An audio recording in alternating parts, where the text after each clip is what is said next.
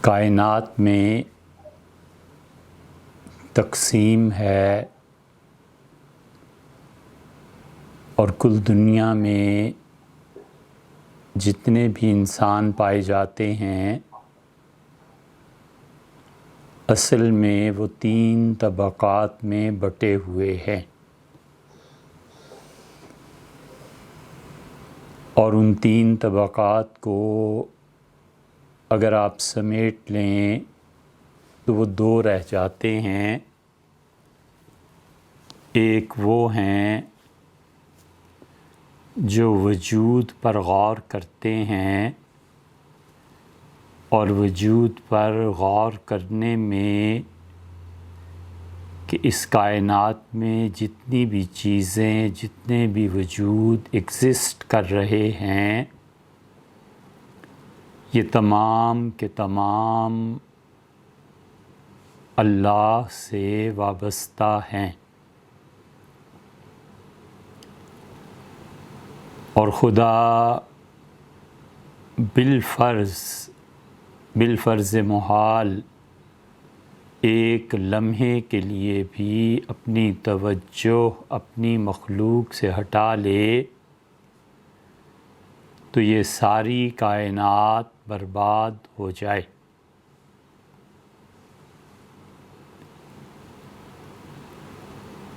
اور اسی حقیقت کو اللہ تعالیٰ نے بیان کیا ہے اور یہ کہا ہے کہ اولم یکف بربک انہ علی کل شیء شہید، کیا میرے وجود کے ثبوت کے لیے یہ بات کافی نہیں ہے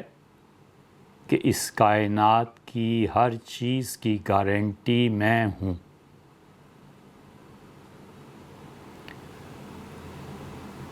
ایک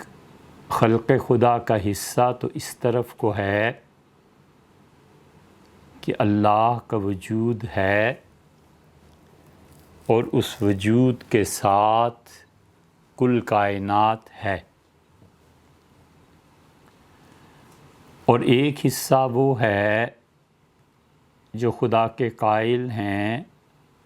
خدا کو مانتے ہیں، لیکن ان کے ماننے کا طریقہ غلط ہے۔ وہ اللہ کو تسلیم کرتے ہیں، پھر اس کی ذات کے ساتھ شریک کرتے ہیں اور اس کی صفات میں نقائص نکالتے ہیں، اور اللہ پر طعن اور تشنیع یا جو اس کو ماننے کا طریقہ ہے اس طریقے کو تسلیم نہیں کرتے۔ یہ قدیم الہاد جتنا بھی ہے وہ یہ ہے کہ اللہ کو ماننا اور اللہ تعالیٰ کی ذات و صفات کو اس غلط طریقے پہ ماننا جس کی تعلیم اللہ نے نہیں دی۔ آپ ہمارے اس سارے بیانات سے، بلکہ اس سارے بیان سے کتاب و سنت کے کوئی حوالے اگر آتے ہیں تو انہیں نکال دیجئے، وہ تو ہم اپنے دوستوں کے لیے عرض کر رہے ہیں، وگرنہ آج کی یہ گفتگو خالصتاً عقل پر مبنی ہے۔ قدیم الہاد میں اللہ تعالیٰ کو غلط طریقے پر ماننا یہ جو تھا اسے الہاد کہتے تھے۔ پھر ہمارے اس جدید دور میں ایک قسم کا الہاد اور پیدا ہوا، اور اس کی اصل یہ ہے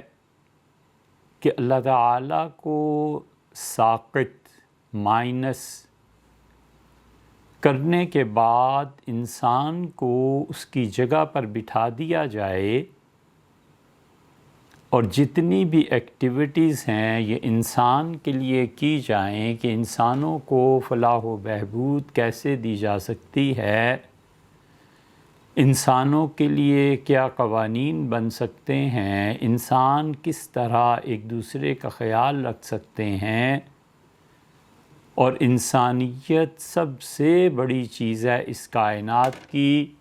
سو اللہ ہے ہی نہیں اور انسان سب کچھ ہے اور اصل ہے۔ پھر چوتھا الحاد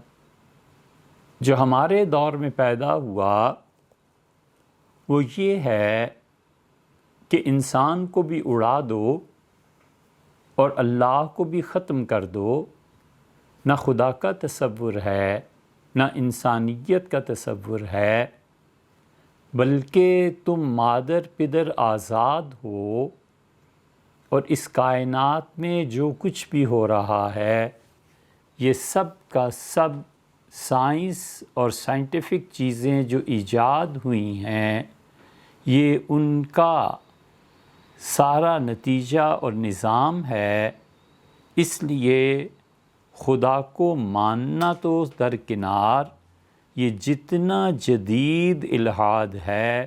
وہ یہ بتاتا ہے کہ یہ کائنات کسی چیز کے تابع نہیں ہے، اور ہمارا اصل سامنا اس الحاد سے ہے۔ وہ آخرت کو نہیں مانتے، وہ دنیا میں کسی وجود کے قائل نہیں ہیں، وہ آخرت کو نہیں مانتے، انسانوں کی زندگی کا کوئی مقصد ہو اسے نہیں مانتے، اور وہ سمجھتے ہیں کہ سارے انسانوں کو مل کر کچھ اچھے قوانین بنا لینے چاہیے اور پھر اس کے بعد ان قوانین پر عمل کر لینا چاہیے۔ انسان حادثاتی طور پر اس دنیا میں پیدا ہو گیا اور آ گیا، اور اس سے زیادہ اس کی حقیقت کچھ نہیں۔ سو ایک الحاد یہ ہے کہ وجود کو اللہ کے بغیر ماننا، اور دوسرا الحاد یہ ہے کہ خدا کو ماننا لیکن غلط طریقے پر ماننا، اور تیسرا الحاد یہ ہے کہ انسان کو اصل مان کے باقی سب چیزوں کو چھوڑ دینا۔ تو یہ جو چوتھی قسم کا الحاد ہے آج ہمارے سامنے یہ ہے کہ وہ کہتے ہیں کہ جو قرآن نے کچھ لوگوں کے متعلق بیان کیا، آپ اس حوالے کو چھوڑ دیں کہ قرآن نے کیا کہا، تاریخ میں دیکھ لیں یہی جملہ ملے گا کہ انہوں نے کہا کہ نموت و نحیا، ہم آج زندہ ہیں کل کو مر جائیں گے، وما یہلکنا الا الدہر، اور سوائے ٹائم کی گردش جو ہے زمانے کی اس کے علاوہ کوئی چیز نہیں ہے جو انسانوں کو مٹا دیتی ہے، اور اس کے نتیجے میں آخرت بھی نہیں ہے اور انسانی زندگی کا کوئی مقصد نہیں ہے کہ کسی مقصد کے تحت کسی نے یہاں پر بھیجا ہے، بلکہ پہلے کچھ تھیوریز تھیں، کچھ انقلابات آئے اور ہوتے ہوتے انسان بن گیا، حتیٰ کہ اب انسان جب مر جائے گا تو اس کے بعد اس کا کوئی وجود نہیں ہے۔ یہ الحاد کی بنیاد ہے۔ پرانے زمانے کا الحاد جیسے ہندو تھے اب بھی ہیں، جیسے اور بہت سے مذاہب ہیں اب بھی ہیں، خدا کو مانتے تھے لیکن غلط طریقے پہ مانتے تھے، اور ایک یہ ہے کہ خدا کو مانا ہی نہ جائے، اور تیسرا یہ کہ انسان کو سب کچھ مان لیا جائے، اور چوتھا یہ کہ نہ انسان رہا نہ خدا رہا، کچھ بھی نہیں ہے۔